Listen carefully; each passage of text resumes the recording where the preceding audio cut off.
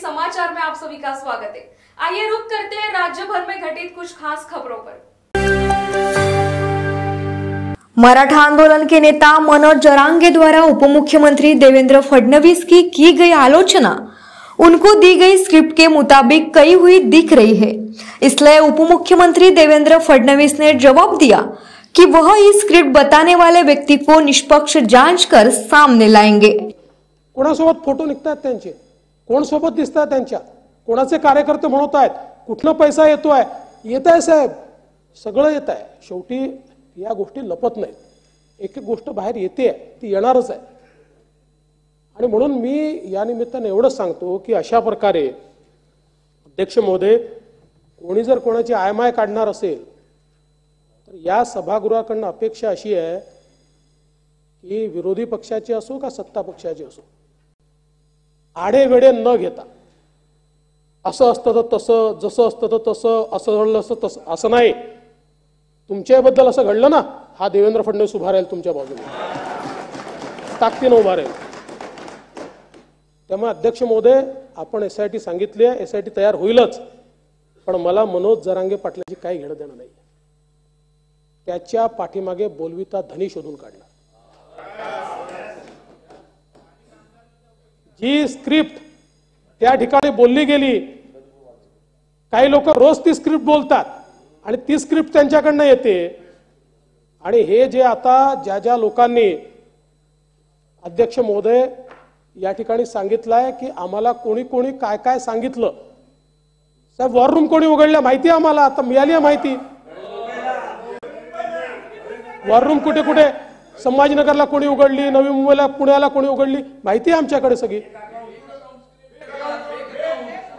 करू, सगळी चौकशी करून हे षडयंत्र बाहेर काढलं। शंखनाथ न्यूज के लिए ब्यूरो रिपोर्ट।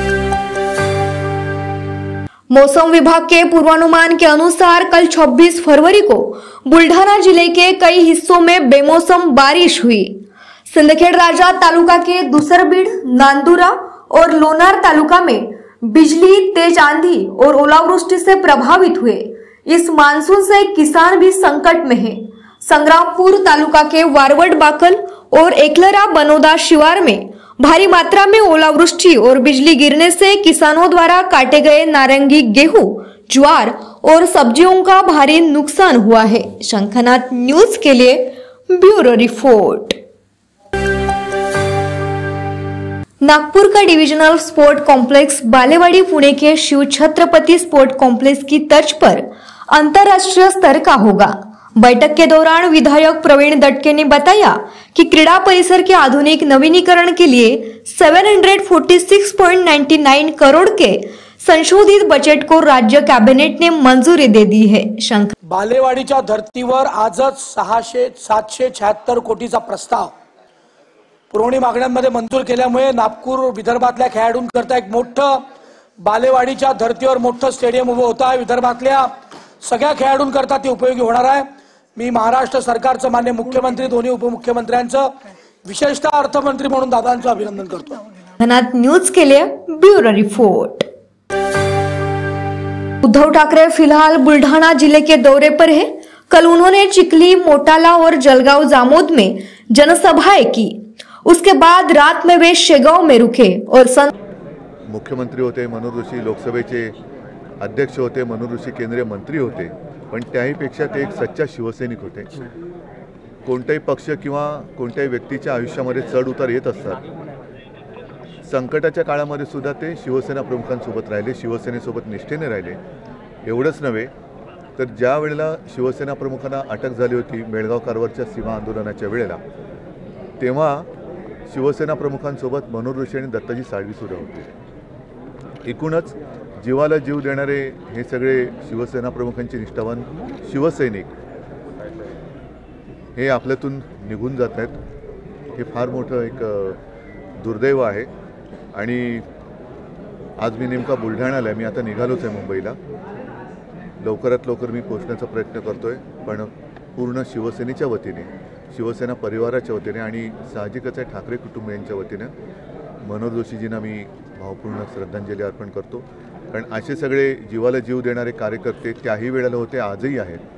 म्हणून शिवसेना ही प्रत्येक वेळेला संकटावरती मात करून पुन्हा उभारी घेऊन उभी राहते. पक्षाच्या स्थापनेपासून बाळासाहेबांसोबत सर होते आणि आज पक्षाचं अशी घटना आहे पक्षाची की पक्षामध्ये फुटी झाल्या आहेत, त्याच्यानंतर देखील सर आपल्यासोबतच कायम होते. मग ती उणीव कुठेतरी भासेल का शिवसेनेला? मी तुम्हाला म्हटलं ना की ही पहिली फळी, मनोहर जोशी हे शिवसेना नेत्यामधील पहिल्या फळीतले शिवसेना प्रमुखांचे सहकारी आणि त्या सगळ्यांपासून स्फूर्ती घेऊन आजसुद्धा तरुण शिवसैनिक हे काम करत आहेत.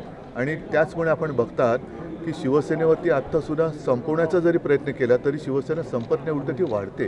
ह्याचं कारण ह्या सर्व तमाम नेत्यांनी जी आपल्या आयुष्याची महत्त्वाची वर्ष शिवसेना रुजवण्यासाठी वेचली ती आता मुळं धरून पुनः शिवसेनेला उभारी देत है। संत गजानन महाराज की समाधि के दर्शन करने के बाद मुंबई के लिए रवाना हो गए। मीडिया से बात करते हुए उन्होंने शिवसेना के पहले मुख्यमंत्री मनोहर जोशी के निधन पर दुख व्यक्त करते हुए पुरानी यादें भी ताजा की। शंखनाथ न्यूज के लिए ब्यूरो रिपोर्ट। उप मुख्यमंत्री देवेंद्र फडणवीस के खिलाफ अशोभनीय शब्दों के विरोध में मराठा भाईचारे की ओर से मनोज जरांगे के खिलाफ विरोध आंदोलन किया गया। वहीं मराठा समाज की महिलाओं ने मनोज जरांगे का प्रतीकात्मक पुतला जलाकर अपना विरोध जताया।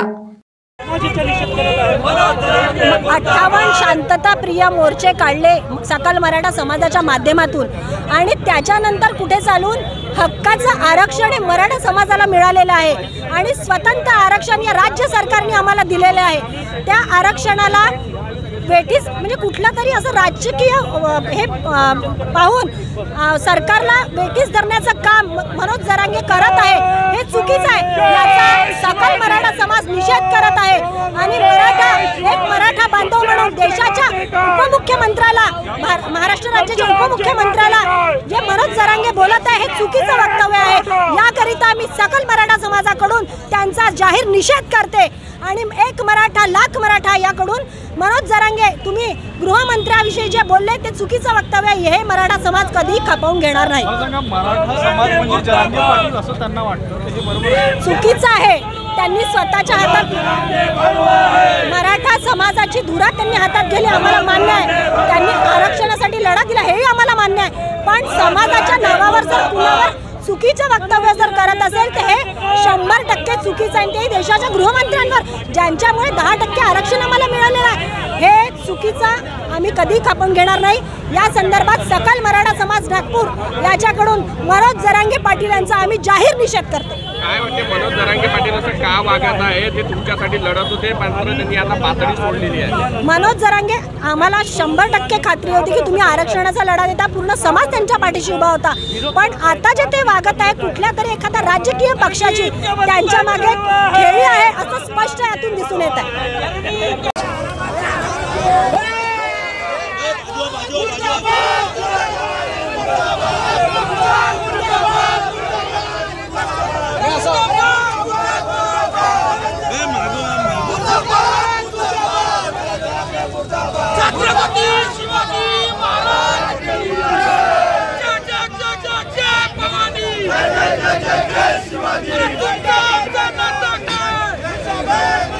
कैमरामैन प्रवीण के साथ Sunny Bhongade, Shankhnath news Nagpur. Shankhnath news channel के हिंदी समाचार में आज बस इतना ही। कल फिर मिलेंगे राज्य भर की अहम खबरों के साथ। तब तक मुझे इजाजत दीजिए। नमस्कार।